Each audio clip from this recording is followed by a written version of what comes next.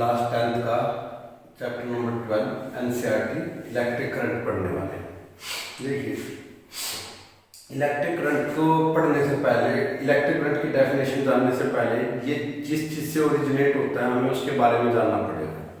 वैसे तो simple definition होती है, electric current is what, flow of charges. Flow of charge को हम इलेक्ट्रिक करंट कहते हैं, लेकिन सबसे पहले हम चार्ज के बारे में जान लेते हैं कि चार्ज होता क्या है। देखिए, जिस तरीके से मैटर की प्रॉपर्टी मास होती है, उसी तरीके से चार्ज भी क्या होता है, इसकी एक फंडामेंटल प्रॉपर्टी होती है। किसी भी मैटर की एक फंडामेंटल प्रॉपर्टी होती है चार्ज। चार्ज को हम क्या करते हैं, दो कैटेगरीज में बांटते हैं, एक पॉजिटिव चार्ज और एक नेगेटिव चार्ज। यानी चार्ज को हम दो कैटेगरीज में बांटते हैं, positive charge and negative charge.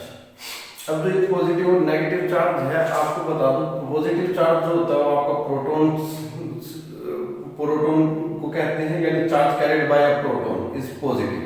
यानी प्रोटॉन के द्वारा जो चार्ज कैरी किया जाता है वो आपका पॉजिटिव होता है, और जो इलेक्ट्रॉन के द्वारा जो चार्ज कैरी किया जाता है उसको हम क्या कहते हैं, नेगेटिव। तो ये ध्यान रखिएगा, जब आप पॉजिटिव चार्ज की बात करें तो प्रोटॉन और नेगेटिव चार्ज की बात करें तो इलेक्ट्रॉन।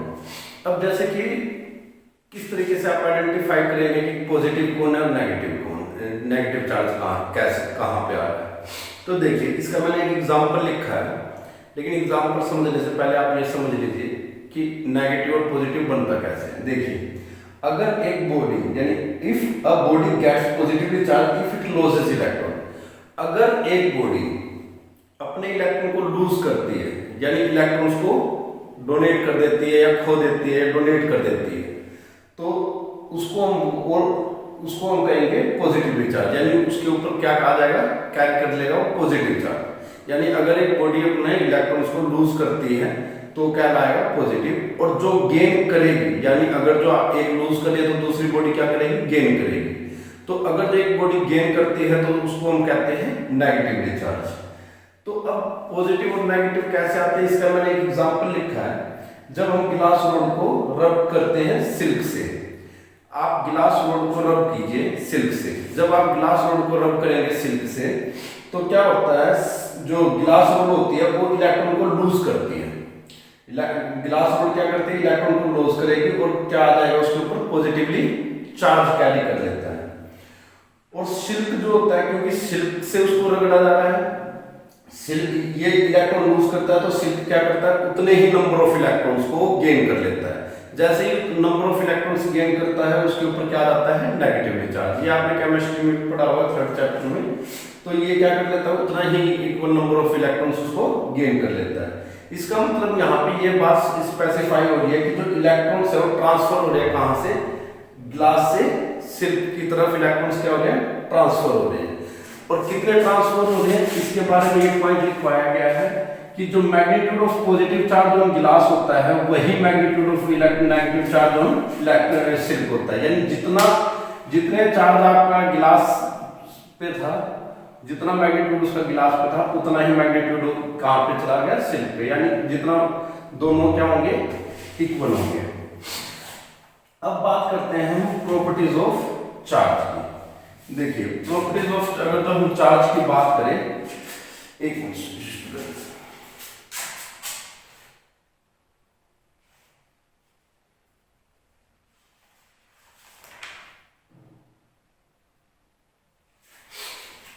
देखिए सॉरी,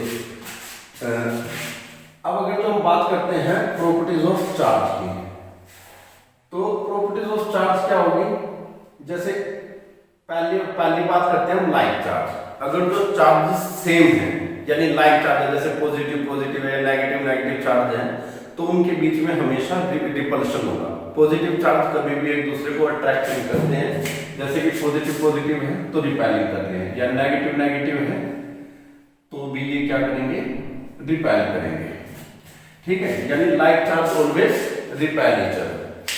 कई बार स्टूडेंट्स ये सोचते हैं कि क्या कभी भी ऐसा हो ही नहीं सकता कि भाई मतलब ये अट्रैक्ट कर ले। तो देखो, 12th की फिजिक्स में एक बार एक क्वेश्चन है आया था, कभी आज से 7-8 साल पहले। उसमें एक क्वेश्चन ये जनरेट किया गया था कि मैंने कहीं देखा था किसी प्राइवेट स्कूल के क्वेश्चन पेपर में कि एक बहुत बड़ा चार्ज है, पॉजिटिव, और एक इसके जस्ट छोटा सा स्मॉल चार्ज है। तो अब बताइए क्या ये एक दूसरे को अट्रैक्ट कर लेंगे या नहीं कर लेंगे? तो अब आप कॉमन सेंस की बात है कि अगर जो एक बहुत बड़ा चार्ज लिया जाए उसके मुकाबले छोटा चार्ज लिया जाए तो उस समय हो सकता है इनके बीच में अट्रैक्शन हो जाए, लेकिन वैसे हमेशा लाइक चार्ज रिपेल करेंगे और अनलाइक चार्ज क्या करेंगे, एक दूसरे को अट्रैक्ट करते हैं। ये दो प्रॉपर्टीज हो गई, यानी लाइक चार्ज हमेशा रिपेल करेंगे और अनलाइक चार्जेस अट्रैक्ट करते हैं। थर्ड है इलेक्ट्रिक चार्जेस कंजर्व। अब बात करते हैं कि कंजर्व का मतलब क्या होता है। इलेक्ट्रिक चार्जेस कंजर्व का मतलब क्या होता है? चार्ज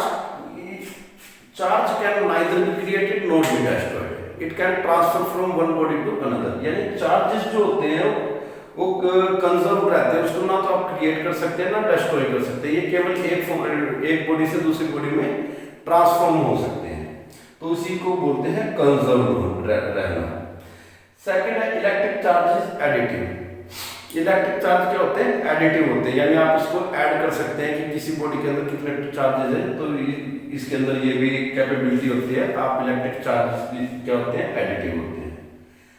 फिफ्थ पॉइंट है इलेक्ट्रिक चार्जेस क्वांटाइज्ड, यानी इलेक्ट्रिक चार्ज क्या होते हैं? आपके क्वांटाइज्ड होते हैं। क्वांटाइज्ड का मतलब है the minimum charge which is capable of free existence, यानी वो मिनिमम चार्ज जो कि फ्री एग्जिस्टेंस के लिए कैपेबल हो। इसके लिए एक फॉर्मूला दिया गया है कि कितना चार्ज फ्री एग्जिस्टेंस के लिए कैपेबल होगा, Q इक्वल टू NU होता है। जो E Q है आपका वो चार्ज कहलाता है, E आपका जो होता है इलेक्ट्रॉन चार्ज होता है। अगर जो हम बात करें चार्ज ऑन एन इलेक्ट्रॉन कितना होता है 1.6 × 10⁻⁹ कूलम जो होता है वो चार्ज ऑन इलेक्ट्रॉन होता है। n की वैल्यू आपकी +-1 +-2 इस तरीके से चल सकती है, ठीक है। अब हम इसके बाद बात करते हैं, होपफुली आप इसको उतार लेंगे। अब मैं इसके बाद बात करता हूं इलेक्ट्रिक करंट के बारे में।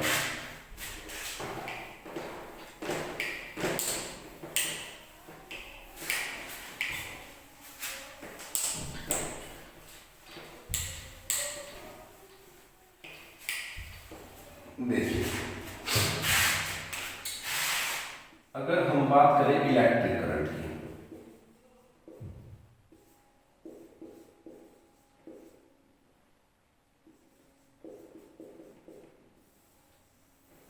इलेक्ट्रिक करंट, देखिए इलेक्ट्रिक करंट की डेफिनेशन क्या होगी?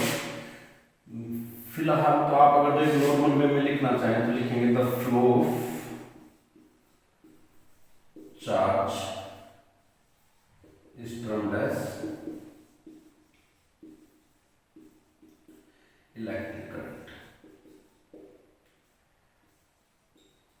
अब देखिए मैंने ये डेफिनेशन क्यों लिखी है कि फ्लो ऑफ चार्ज को, फ्लो का मतलब तो बहना होता है, तो फ्लो ऑफ चार्ज को आपने इलेक्ट्रिक करंट क्यों कहा?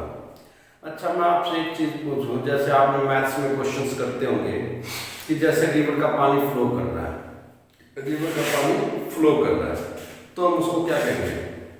वाटर करंट कहेंगे। यानी जैसे पानी फ्लो कर रहा है, नदी में पानी फ्लो कर रहा है तो आप उसको क्या कहेंगे? वाटर फ्लो को कि वाटर करंट है। अगर जो एयर फ्लो कर रही है, एयर ब्लो कर रही है तो आप उसको क्या कहेंगे? एयर करंट कहेंगे। तो इसी तरीके से अगर जो चार्ज फ्लो करते हैं तो हम उसको क्या बोलते हैं? इलेक्ट्रिक करंट बोलते हैं। समझ में आए कि भाई किस वजह से चार्ज जो अगर जो फ्लो कर रहे हैं तो उसको आप क्या कहेंगे? इलेक्ट्रिक करंट बोलते हैं। एक और इसकी डेफिनेशन बन सकती है, इफ इन अ कंडक्टर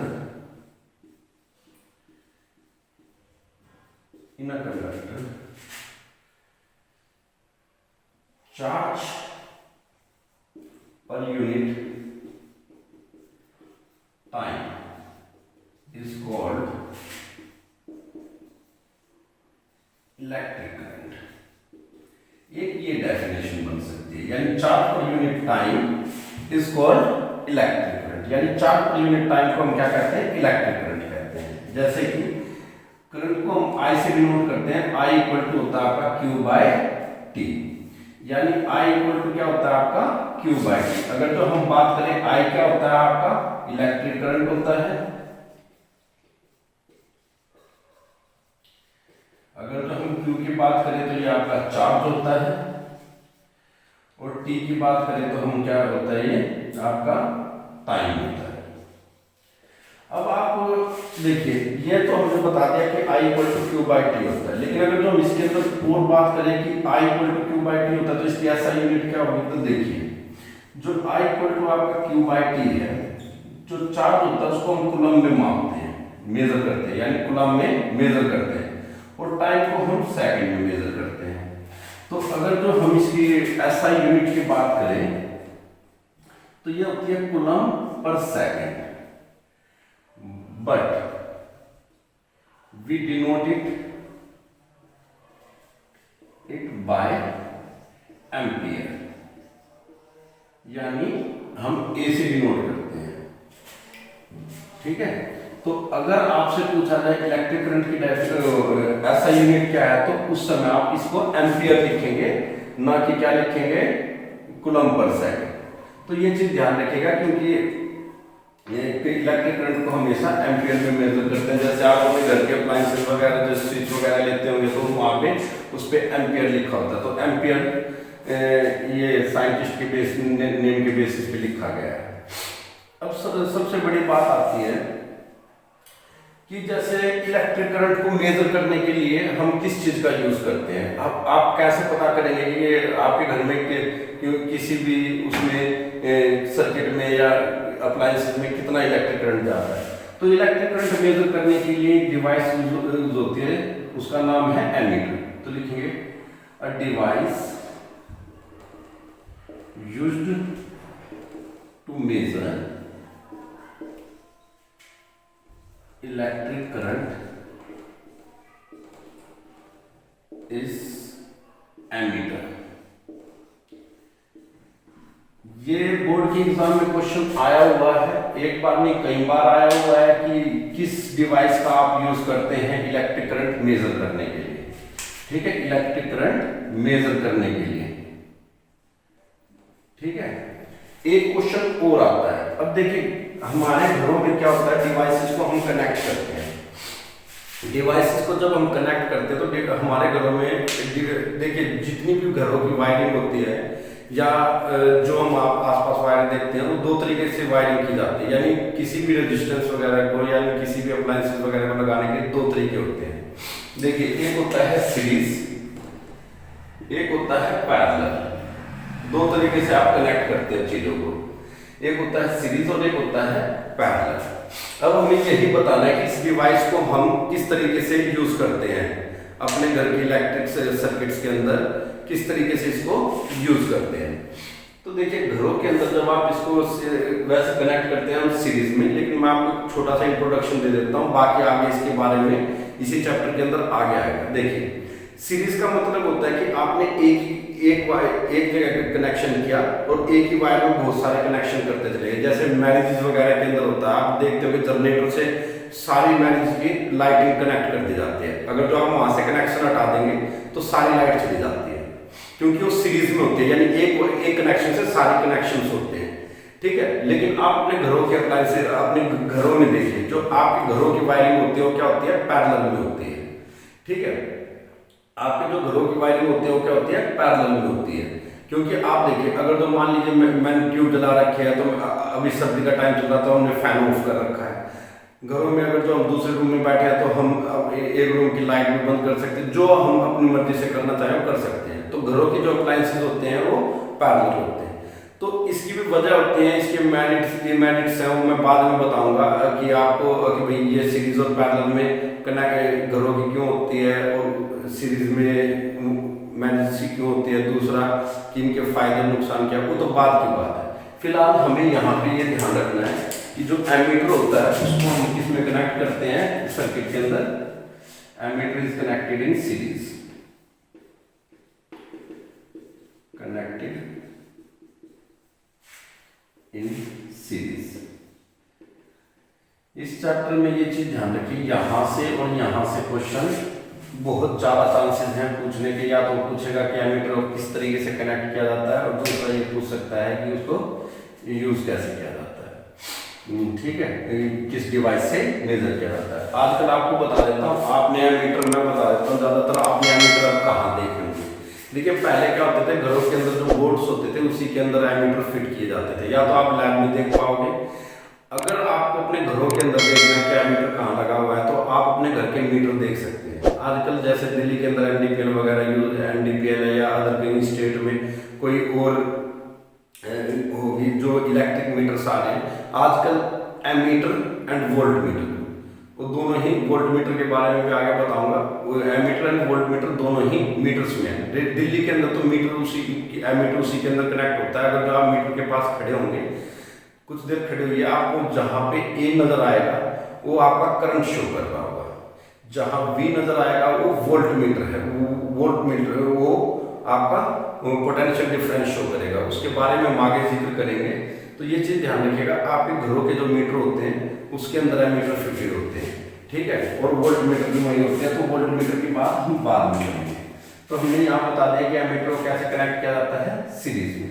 अब इसमें एक क्वेश्चन आता है, इसके बेसिस पे क्वेश्चन ये आता है कि आप डिफाइन कीजिए 1 एम्पियर को, यानी 1 एम्पियर को आपको डिफाइन करना है। ये क्वेश्चन कई बार एग्जाम में आते हैं, 2-2 नंबर में आ जाते हैं।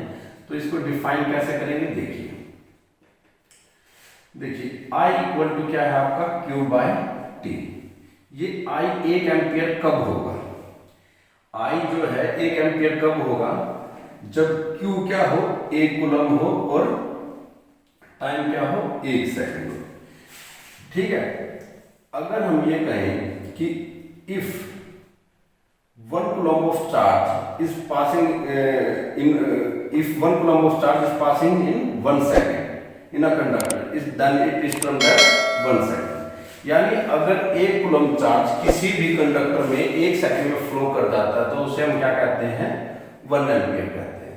अब आप इसकी डेफिनेशन लिखना चाहो तो लिख सकते हैं, if 1 coulomb of charge flow 1 second in a conductor, then it is said to be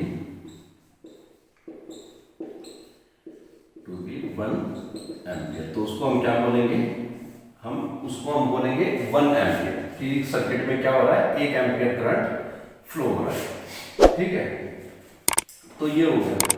अब बात करते हैं, यहां से एक फॉर्मूला और रिलीज हो सकता है आपका, क्या हो सकता है, आप लिख सकते हैं Q equal to I into T भी लिख सकते हैं।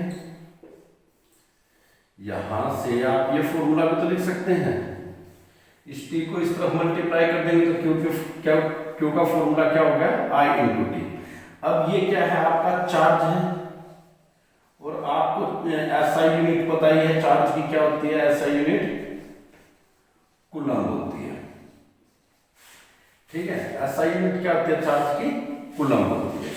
अब इसके बेसिस पे क्वेश्चन आपसे, जैसे ये डिफाइन किया ऐसे इसमें ये क्वेश्चन भी जनरेट हो सकता है कि डिफाइन कीजिए, डिफाइन 1 कूलम ऑफ चार्ज,